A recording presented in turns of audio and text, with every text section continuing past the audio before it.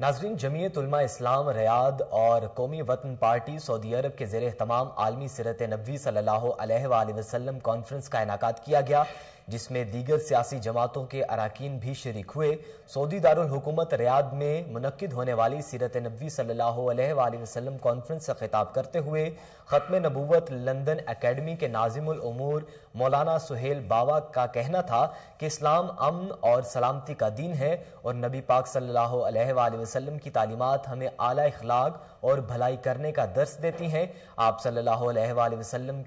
کی اسوہ حسنہ ہمارے لیے مشعل راہ بھی ہے اور ہماری آخرت میں کامیابی کا وسیلہ بھی ہے۔ اسلام ہمیں تمام مذاہب کا احترام کرنا سکھاتا ہے، اس لیے ضروری ہے کہ دنیا میں بھی مسلمانوں کے مذہبی جذبات کا احترام کرے۔ سیرت نبی صلی اللہ علیہ وآلہ وسلم کانفرنس سے قومی وطن پارٹی کے صدر اقبال